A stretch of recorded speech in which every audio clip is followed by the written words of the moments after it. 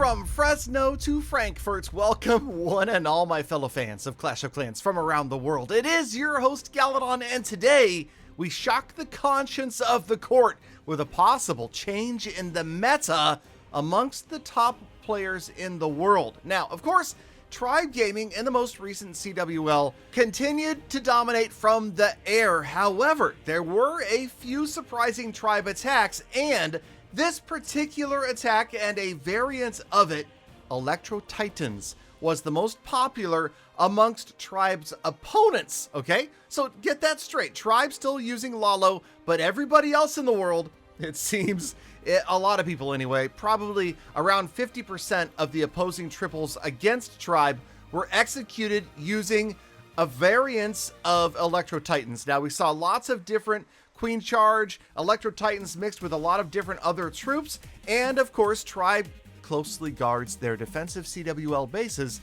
so I can't show you those replays, unfortunately, but we can luckily look at a couple of really well executed Electro Titan attacks from Tribe and another surprising meta shifting attack that we've covered in a recent episode and we will continue to attempt to get better at, but that's just, hold on. Let's finish up this attack right here from Stanton. You can see that the Electro Titans do well in a variety of situations, but it's not like a simple Electro Titan spam, right? Obviously, these guys have supreme confidence. They're coming from the opposite side of the town hall, and these E-Titans were meticulously and masterfully funneled right to the town hall through the back door. I would never have the confidence to try something like this.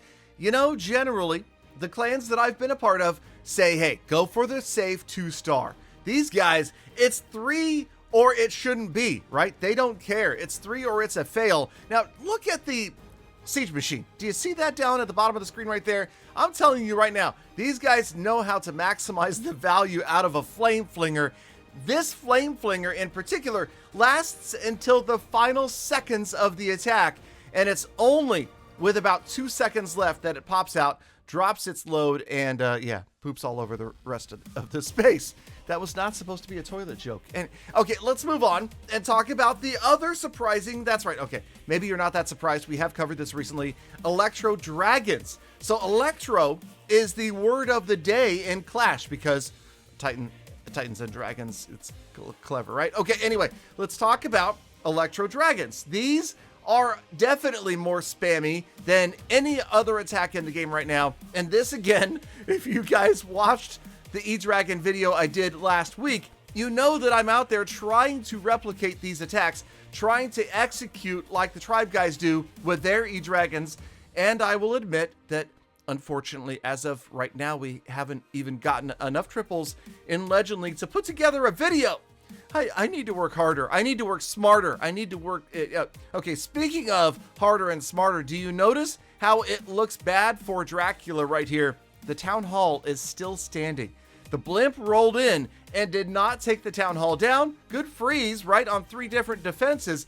But I'm telling you, this is generally how my attacks end, right? 1 star. But no. Drax got the E-Dragons that end up winding their way to the town hall, taking out the, what is that thing called again? The monolith, and wait a minute.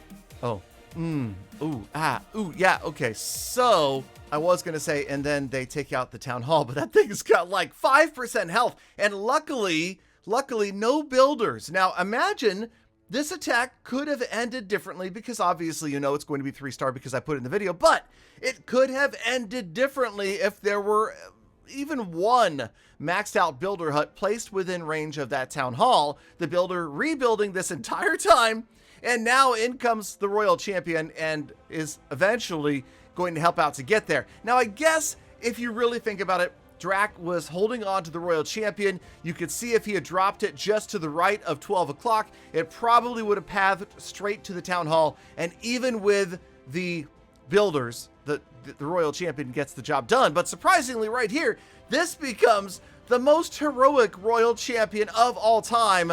That's right. It is going to almost single-handedly wipe out the last of this base. It took out those final defenses. I mean, that's it. There's a Royal Champion, and what? We have Frosty down there, and 1 wizard, or is that an archer? I can't even see because I got old man vision at this point, but I don't wear glasses. I'm just saying that the screen's not quite big enough. I need to get one of those big, like 79-inch monitors or something like that. But okay, yeah, so this works out. Obviously, as you can see, no defenses to stop the attack.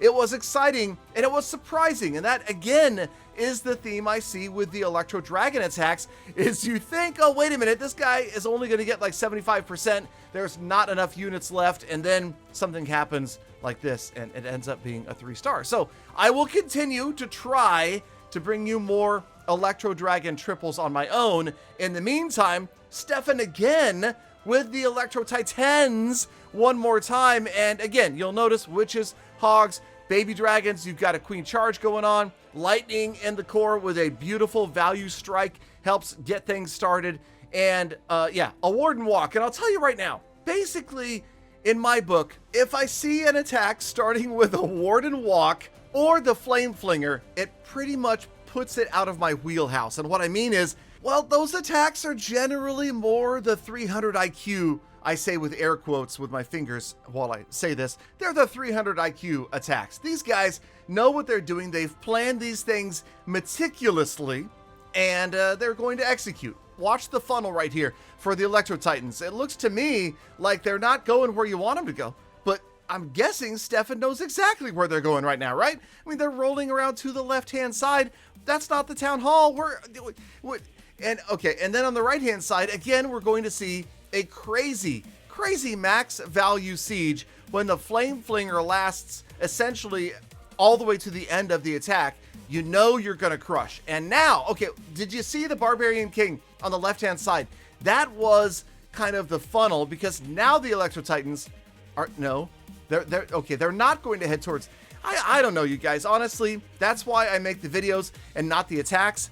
Some of you guys are like, Galadon, you should compete in the Worlds. Galadon, you should compete in Champion 1. Galadon, you should go for #1 global. And then there's those of you that know me. Now, of course, there was a point in the past where Galadon reached #4 in global, and I thought I would take this opportunity to flex a little bit. And of course, yes, okay, that was June of 2018, which was prior to the implementation of Operation Blue Skies. And technically that kind of means that it was pre-skill requirement for Legend League. Legend League back in the old days,